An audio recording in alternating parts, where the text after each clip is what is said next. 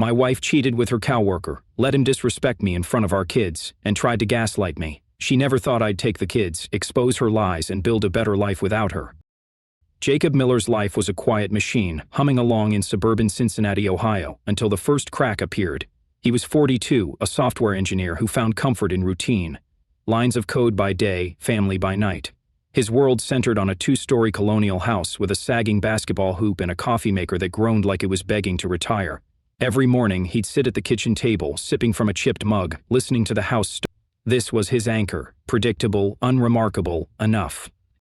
Rachel, his wife, was the opposite. Early 40s, a marketing executive with a sharp edge, she chased ambition like a predator. Her heels clicked through the kitchen, her mind already racing toward the next deal. Jacob admired her fire, even if it sometimes left him feeling like a bystander. Their kids, Ben and Lily, bridged the gap. Ben, 12, watched the world with quiet, probing eyes. Lily, 9, spilled laughter like it was infinite. Together they were a unit. Weekend barbecues, Netflix nights, Sunday drives through Ohio's rolling hills. Jacob would catch Rachel's profile against the car window, her hair loose, and think, "We're good. Not perfect, but solid." Then Rachel got the promotion. It was a leap. Bigger office, bigger stakes, bigger demands. She glowed with it, but the late nights piled up, then the business trips. Chicago, Atlanta. "It's just for now," she'd say, zipping her suitcase. Jacob nodded, swallowing the quiet that settled over the house without her. Ben started asking, "Why's Mom always gone?" Jacob's answer was automatic.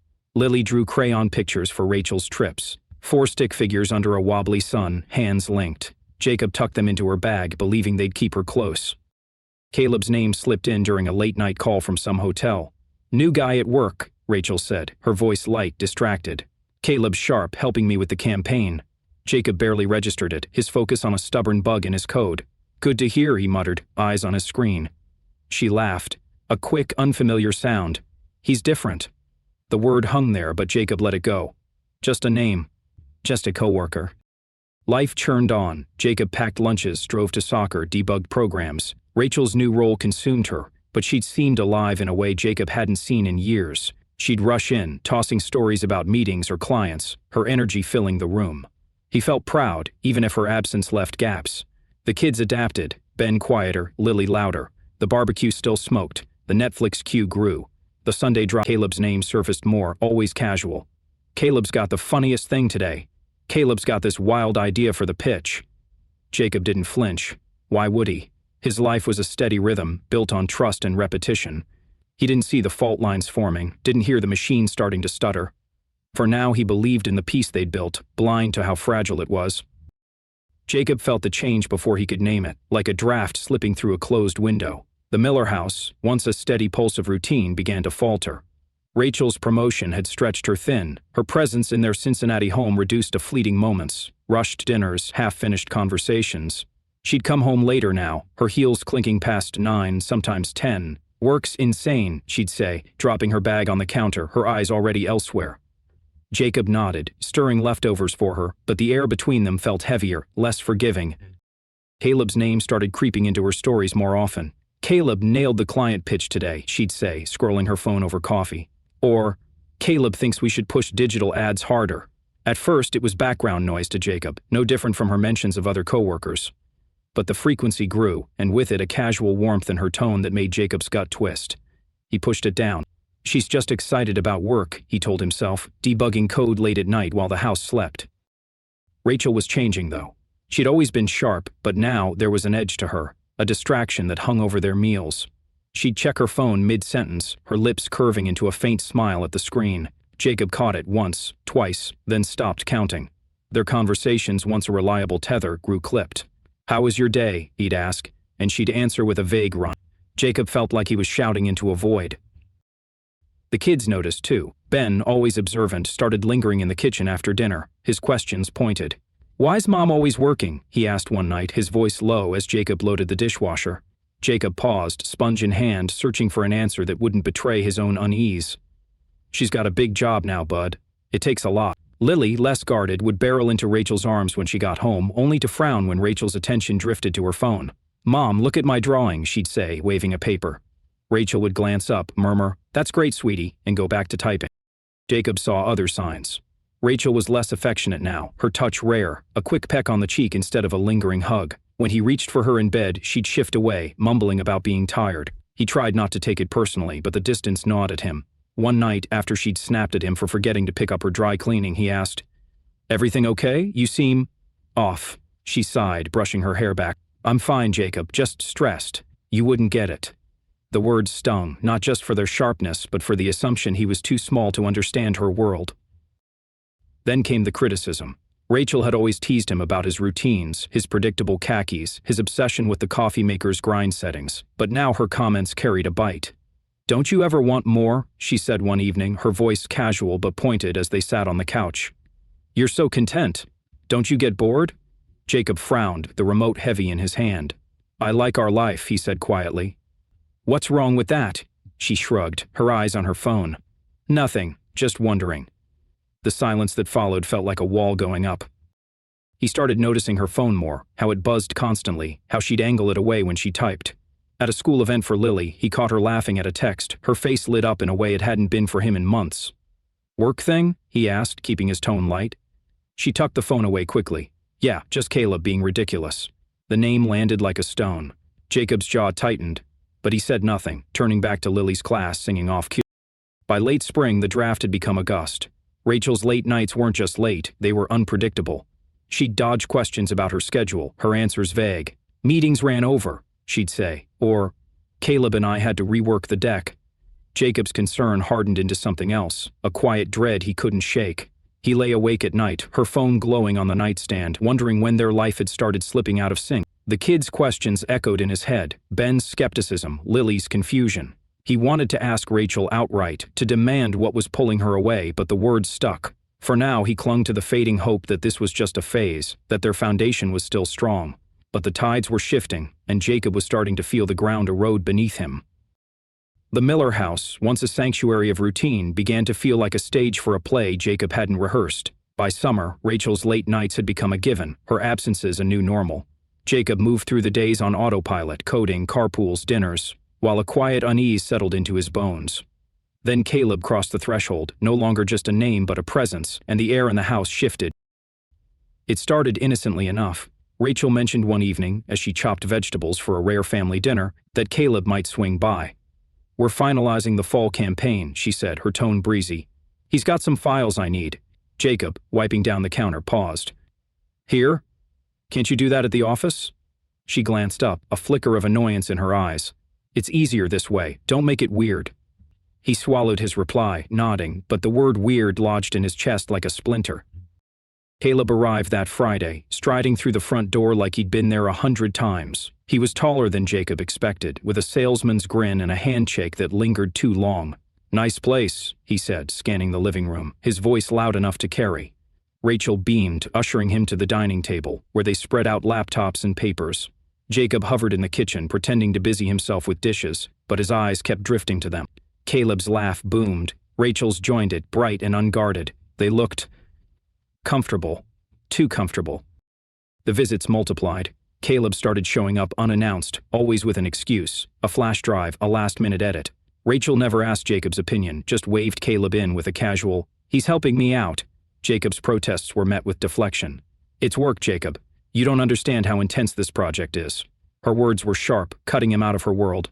He felt like an intruder in his own home, reduced to fetching drinks while Caleb sprawled on the couch, joking about clients or office gossip. Caleb was loud, his confidence bordering on arrogance. He'd clap Ben on the shoulder, calling him champ, or tease Lily about her drawings, his voice dripping with a familiarity that made Jacob's skin crawl. The kids reacted differently. Lily, ever polite, smiled and answered his questions, though her eyes darted to Jacob for reassurance. Ben was colder, his responses clipped. One evening, as Caleb rambled about a football game, Ben muttered, "Why's he always here?" under his breath. Jacob caught it, his heart sinking, but Rachel laughed it off. "Don't be rude, Ben. Caleb's a friend." Jacob tried to talk to her. Late one night, after Caleb had left and the kids were in bed, he sat across from her at the kitchen table. "I'm not comfortable with him being here all the time," he said, keeping his voice even. Rachel's eyes flashed. "What's your problem? He's helping me, and you're acting like I'm doing something wrong." Her defensiveness hit like a slap. "It's not about that," Jacob said, struggling to articulate the violation he felt. "It's our home, Rachel. I should have a say." She rolled her eyes. "You're being insecure. It's pathetic." The word hung between them, venomous. He stared at her, searching for the woman he'd married, but she was already turning away, her phone lighting up with a new text. Caleb's presence grew bolder. He'd bring coffee for Rachel just because, or linger after their work was done, cracking open a beer from their fridge without asking. Once, he rearranged the living room chairs to make space for a presentation, moving Jacob's favorite recliner like it was his to touch. Jacob's jaw clenched, but he said nothing, not wanting to spark a fight in front of the kids. Ben, though, wasn't so restrained. "That's Dad's chair," he said flatly, glaring at Caleb. Caleb chuckled, unfazed. "Relax, kid. Just borrowing it." The tension coiled tighter. Jacob felt like a ghost, his voice drowned out by Caleb's bravado and Rachel's dismissals. He'd catch her smiling at Caleb, a softness in her eyes that used to be his. At night, he'd lie awake, replaying their interactions, wondering when he'd become invisible. The kids felt it too. Lily's chatter grew quieter, Ben's silences heavier. One afternoon, as Jacob drove them to soccer, Ben asked, What are you doing?" asked Ben. The question gutted Jacob. "No way, bud," he said, forcing a smile. "She's just busy." But the lie tasted bitter. By August, Caleb's name loomed over the house like a storm cloud. Jacob's attempts to raise concerns were met with Rachel's accusations, paranoia, jealousy, small-mindedness. "You don't get it," she'd snap. "This is my career." But it wasn't just her career. It was the way she leaned into Caleb's stories, the way her laughter came easier with him. Jacob felt the life they'd built slipping through his fingers, and he didn't know how to hold on. All he knew was that Caleb wasn't just a house guest, he was a wedge, splitting their family apart, and Jacob was running out of ways to pretend it wasn't happening. The air in the Miller house had turned brittle, each day a tightrope walk over a widening chasm. Jacob clung to the remnants of routine, coding school drop-offs, forcing smiles for Ben and Lily, but the weight of Caleb's presence pressed harder. By early fall, the tension was no longer subtle, and it spilled into the open at a company event that left Jacob raw and reeling. Rachel had insisted he come to her firm's annual gala, a glitzy affair at a downtown Cincinnati hotel. "It'll be good for us," she said, her tone more obligation than invitation. Jacob agreed, hoping for a night to reconnect, to feel like her partner again. He dusted off his old suit, the one that still fit if he held his breath, and drove them to the venue, the kids at a sitter's. The ballroom sparkled with chandeliers and corporate egos, Rachel's world in full display. She wore a sleek black dress, her confidence magnetic, but Jacob felt like an accessory, trailing her through handshakes and small talk. Caleb was there, of course. He dominated the room, his laugh cutting through the murmur of conversation. Jacob watched as Rachel gravitated toward him, their heads bent together over glasses of wine. They didn't just talk, they performed, trading whispers and private jokes, their shoulders brushing in a way that felt too intimate for colleagues. Jacob stood by the bar, nursing a soda, his tie suddenly too tight. A coworker, mistaking his silence for interest, leaned in. "Rachel and Caleb are killing it on the new campaign, huh? Dynamic duo." Jacob forced a nod, his stomach churning. The night unraveled further. During a speech, Rachel and Caleb were called out for their game-changing work, sharing a look that excluded everyone else. Later, Jacob saw them on the dance floor, not dancing but close, Caleb's hand gracing her arm as she laughed at something he said. It wasn't blatant, but it was enough. The room felt airless. Jacob was invisible, a stranger watching his wife slip away in real time. When Rachel finally returned to him, her cheeks flushed. He tried to make a joke. "You two looked cozy out there." Her smile vanished. "Don't start, Jacob. It's work." The drive home was a minefield. Jacob gripped the wheel, the city lights blurring past. "What's going on with you and Caleb?" he asked, his voice low but firm. Rachel's sigh was sharp, exasperated. "Nothing's going on. You're imagining things," he pressed, heart pounding. "I'm not blind, Rachel. The way you act with him, it's not just work." She turned on him, her words venomous.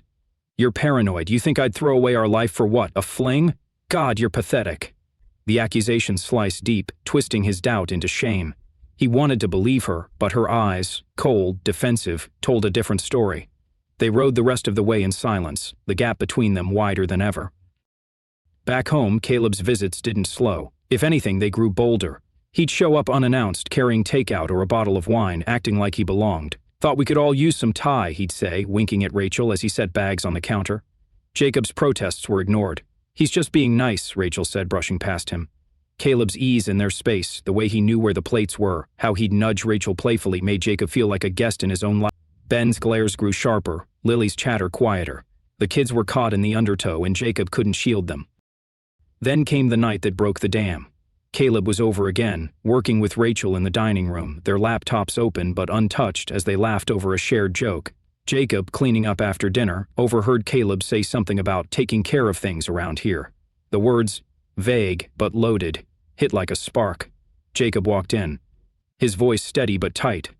"What's that supposed to mean?" Caleb leaned back, smirking. "Just saying, someone's got to step up." The room went quiet. Rachel's eyes darted between them, but she said nothing. Jacob's patience snapped. "You don't belong here, Caleb. This is my family." Caleb stood, towering over him, his grin gone. "Your family? Man, you're barely in the picture." The words were a gut punch, but worse was what followed.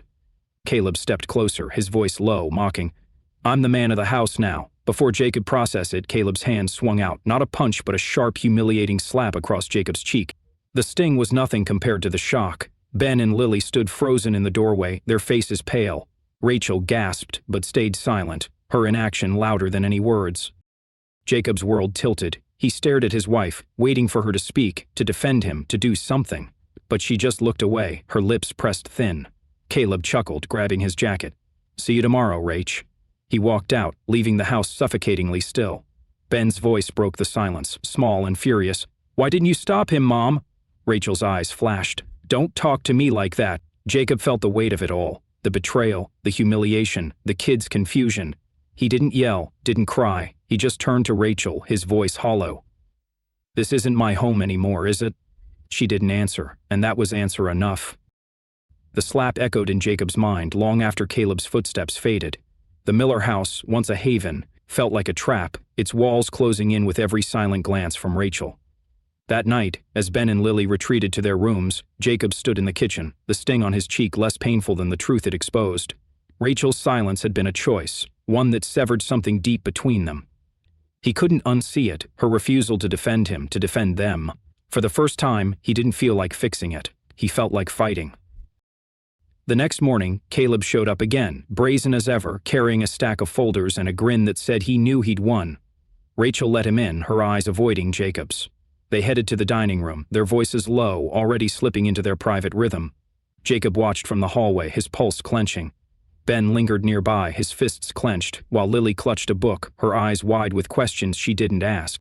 The sight of his kids caught in this warped version of their home lit a fuse in Jacob he hadn't known was there. He walked into the dining room, his voice calm but ironclad. "Caleb, get out." Caleb looked up, smirking, ready to brush him off. "Relax, man, we're just—" Jacob cut him off, stepping closer. "I said get out. Now." Rachel stood, her tone sharp. "Jacob, stop it. You're embarrassing yourself." The words were a blade, but they didn't cut like they used to. He turned to her, his gaze steady. "No, Rachel, you're embarrassing us." Caleb laughed, rising to his full height, but Jacob didn't back down. Years of restraint, of swallowing doubts, of keeping peace, burned away. He grabbed Caleb's arm, harder than he meant to, and pulled him toward the door. Caleb resisted, shoving back, his voice loud. "You gonna make me a HUD?" Jacob didn't think, didn't hesitate. He pushed Caleb against the wall, the folders scattering across the floor. "This is my house," he said, each word a hammer. "You don't belong here." Caleb's smirk faltered, replaced by something uglier, but Jacob was done waiting for a fight. He opened the front door and shoved Caleb out, hard enough to send him stumbling onto the porch. "Don't come back." The door slammed, the sound final. Rachel was on him instantly, her voice a mix of fury and panic. "What the hell is wrong with you? He was helping me." Jacob rounded on her, his anger spilling over. "Helping you? He humiliated me in front of our kids, Rachel. And you just stood there." She flinched, but her jaw tightened. "You're blowing this out of proportion." He didn't mean it like that. Jacob stared at her, the woman he'd loved for 15 years, and saw a stranger. "You let him think he could. That's worse." Her eyes darted away, searching for an excuse, but Jacob wasn't listening anymore. "I'm done," he said, the words heavy but true. "I deserve respect. So do Ben and Lily." He didn't wait for her response. Upstairs, he packed a bag, clothes, toothbrush, laptop. Ben and Lily watched from the doorway, their faces pale. "Where are you going?" Lily asked, her voice small. Jacob knelt, pulling them close. "We're gonna stay somewhere else for a bit, okay? Just until things calm down." Ben's eyes were hard, but he nodded. Rachel followed them downstairs, her voice shifting from anger to desperation. "You're overreacting, Jacob. Don't do this to the kids." He stopped, bag in hand, and looked at her. "You did this, Rachel, not me." Jacob took the kids to a nearby extended stay hotel, a clean but sterile place that felt like limbo. He called a lawyer the next day, a no-nonsense woman named Karen who listened to his story with sharp eyes. "Start documenting everything," she said. "Texts, emails, Caleb's visits, all of it." Jacob nodded, already pulling out his phone. He froze their joint accounts, a move that felt drastic but necessary, and began noting every detail, dates, times, Rachel's deflections. It wasn't revenge, it was survival. Rachel didn't let go quietly. She called, texted, threw tactics. First, gaslighting. "You're making this bigger than it is, Jacob. Come home." Then guilt. "How could you take the kids from me? I'm their mother." Her voice cracked on that one, and Jacob almost wavered, but Ben's question from weeks ago, "Does Mom like Caleb more than us?" kept him steady. He responded calmly, keeping records of every exchange. "We need space, Rachel. Figure out what you want." She didn't like that, her replies growing sharper, but Jacob held firm. For the kids, he told himself, but also for the part of him that was tired of shrinking. In the hotel, life was strange but simpler. Ben opened up, his silences giving way to questions about what came next. Lily drew pictures again, taping them to the beige walls. Jacob felt the weight of their trust, heavier than any code he'd debugged. He wasn't sure what lay ahead, but for the first time in months, he felt like he was moving forward, not just standing still. The fracture with Rachel was real, irreversible. But it had woken him up. He wasn't just fighting for his family, he was fighting for himself. The hotel room in Cincinnati, with its beige walls and stiff sheets, wasn't home, but it was a start. Jacob settled into a new rhythm with Ben and Lily, one built on small, deliberate steps. The chaos of the Miller house, Rachel's deflections, Caleb's arrogance, faded into the background, replaced by a quieter life that felt fragile but honest. For the first time in months, Jacob could breathe, even if the air was tinged with uncertainty.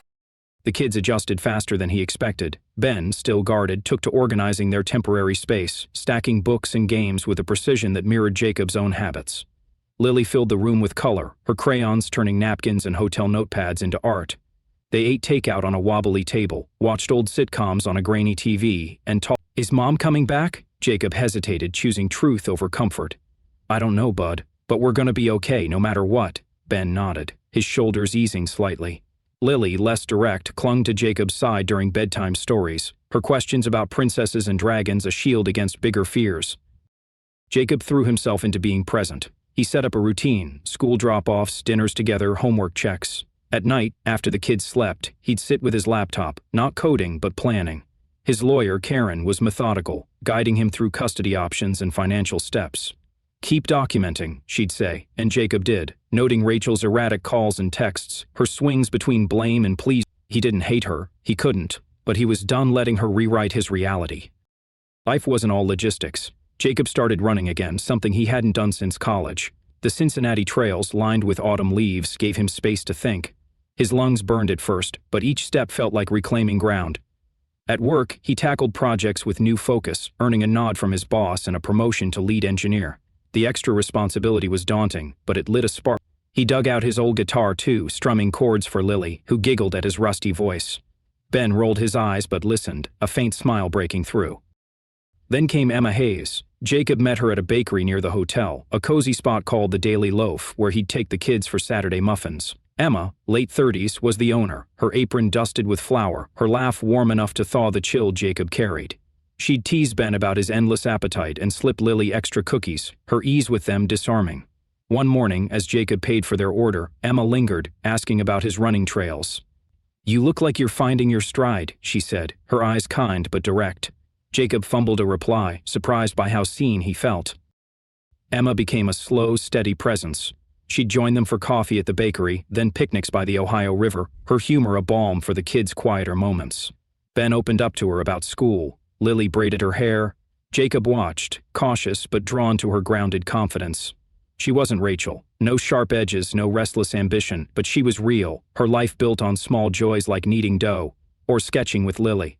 One evening, as they walked back from a park, Emma nudged him. "You're doing good with them, you know. They're lucky." Jacob's throat tightened. "I'm the lucky one." Rachel didn't fade entirely. Her calls grew sporadic but barbed, accusing Jacob of abandoning her or poisoning the kids against her. "You're tearing our family apart," she texted once, and Jacob stared at the words, tempted to fire back. Instead, he saved the message for Karen and didn't reply. Rachel showed up at the hotel unannounced one afternoon, her face drawn, demanding to see Ben and Lily. Jacob let her in, staying close as the kids hugged her warily. She tried guilt next, her voice soft. "I miss you all. We can fix this. Jacob's resolve held. This isn't about fixing Rachel, it's about what's right for them. She left, tears in her eyes, but Jacob felt no pull to follow. The kids were his anchor now. By winter, the hotel felt less like limbo. Jacob rented a small house nearby, nothing fancy but theirs. A place for Ben's books, Lily's art, his guitar. Emma helped them move, her laughter filling the empty rooms as they unpacked. Jacob caught himself smiling more, his runs longer, his sleep deeper. Rachel's shadow lingered, but it was fainter, no longer a weight. He was building something new. Not just for the kids, but for himself, a life that didn't hinge on someone else's choices. The road wasn't smooth, but it was his, and every step felt like freedom. Winter settled over Cincinnati, dusting Jacob's new rental house with snow and a fragile sense of calm. Life with Ben and Lily had found its footing, school routines, pizza nights, Emma's visits weaving into their days like a quiet melody. Jacob felt steadier, his anger toward Rachel cooling into resolve. He wasn't naive, custody loomed, and Rachel's unpredictable calls kept him vigilant. But then the news broke, and the world Rachel had built began to crumble, exposing truths Jacob hadn't fully grasped. It started with a headline on his phone one morning, caught between sips of coffee. Local marketing exec tied to corporate fraud scheme. Caleb's name was in bold, linked to financial misconduct at Rachel's firm. Siphoned funds, falsified expense reports, a trail of theft that spanned months. Jacob froze, the kitchen suddenly too quiet. He scrolled further, his pulse quickening as Rachel's name appeared, not as a culprit but tangled in the fallout. Questionable spending, unverified invoices, her signature on documents now under scrutiny. By noon, the story was everywhere. Local news, ex-posts, whispers in the bakery where Jacob picked up lunch. He didn't call Rachel. She called him, her voice frantic that evening. "It's not what it looks like, Jacob," she said, words tumbling over each other. "Caleb set me up. I didn't know." He listened, his jaw tight, as she spun a tale of betrayal, painting herself as the victim. "They fired me today. My career's ruined." Her tone begged for sympathy, but Jacob felt only a distant ache. Not for her, but for the life they'd once had. "Rachel," he said, measured, "you made choices. This isn't on me." She cried, her pleas turning sharp. "You're heartless. After everything, you won't even help?" He hung up, his hand steady, and saved the call log for Karen. The details poured out over days. Caleb's arrest was public, cuffed outside his condo, the image splashed across news sites. He'd been skimming from client accounts, using Rachel's campaigns as cover, her trust in him a blind spot. Her firing was swift, her name dragged through corporate gossip and X threads. She had to know, one post read, and Jacob couldn't argue. Rachel's ambition, her hunger for Caleb's approval, had blurred her judgment. She wasn't charged, but the stain was permanent. Clients dropped her contacts, colleagues distanced themselves. She was radioactive. Rachel tried reaching out again, texting late at night. "I need you, Jacob. I'm alone." He read the messages, her desperation stark, but didn't respond. Karen's advice was clear: stay focused, custody's next. Jacob kept documenting Rachel's calls, her texts, the articles linking her to Caleb's mess. He wasn't vindictive, but he was done being her safety net. Ben and Lily deserved stability, not her chaos. When Ben asked about the news, his voice careful, Jacob was honest. "Mom's in some trouble, but it's not your job to fix it. We're okay here." Ben nodded, his relief palpable. Lily, hearing less, drew a picture of their new house, no Caleb in sight. Emma was a quiet anchor through it. Over coffee at her bakery, she listened as Jacob unpacked the news, her eyes sharp but gentle. "Sounds like Rachel's facing her own consequences," she said, no judgment in her tone. Jacob nodded, stirring his mug. "I thought I'd feel more, anger maybe, but I just want to move on." Emma reached for his hand, her touch light. "You are..." Her words settled something in him, a permission to let go. Rachel's final attempt came in person. She showed up at the rental one evening unannounced, her coat too thin for the cold. Her face was drawn, her confidence gone. "I'm sorry, Jacob," she said, standing in the doorway. "I messed up. I see it now." The words were what he'd once wanted, but they landed hollow. Ben and Lily stayed upstairs, their absence a choice Jacob respected. He looked at Rachel, searching for the woman he'd loved, but saw only a stranger grasping for absolution. "I hope you find your way," he said, meaning it, but feeling nothing deeper. "But we're done here." He closed the door, her silhouette fading into the snow. Jacob turned back to his lawyer's files, custody papers ready. Rachel's unraveling wasn't his victory, it was just clarity. She'd built her world on Caleb's lies, and now it was ash. His world, smaller but real, stood firm. Ben's homework on the table. Lily's laughter in the next room. Emma's number on his phone. The truth had broken open, raw and unsparing, but it didn't break him. It set him free. Spring breathed new life into Cincinnati, the Ohio River glinting under a softer sun. Jacob's rental house, once a makeshift refuge, had become a home Messi lived in theirs. Ben's books spilled across shelves, Lily's drawings taped to the fridge, and Jacob's guitar leaned against the couch, strummed on quiet evenings. The weight of the past year, Rachel's betrayal, Caleb's intrusion, the legal battles, hadn't vanished, but it no longer defined them. Jacob felt it in his bones. They were rebuilding, not just surviving. His days were full, grounded in purpose. Mornings started with coffee and chaos, Lily hunting for lost socks, Ben grumbling over math homework. Jacob drove them to school, then coded at work, his promotion giving him space to innovate. Evenings were, for the kids, soccer games, pizza nights, Emma's laughter blending into their routine. She was no longer just a friend. Her presence, steady and warm, had rooted itself in their lives. She'd wrestle with Ben over video game controllers, sketch with Lily at the kitchen table, and share quiet looks with Jacob that said more than words could. Proposing to Emma wasn't a grand plan. It was a moment that felt right. One Saturday, they took the kids to a park by the river, the air thick with blooming dogwoods. Ben and Lily ran ahead, tossing a frisbee, their shouts carrying over the grass. Jacob and Emma sat on a blanket, her head resting on his shoulder. He'd been carrying the ring for weeks. A simple band he'd chosen alone, its weight a promise he was ready to make. "Em," he said, his voice low. "You've made us whole again. Marry me." She turned, her eyes bright, and laughed, a sound that broke the last of his walls. "Took you long enough," she teased, then kissed him, her answer clear. Ben and Lily spotting the ring, barretled over, cheering. "Does this mean Emma's staying?" Lily asked, grinning. Jacob nodded, his throat tight. "Yeah, kiddo. She's family."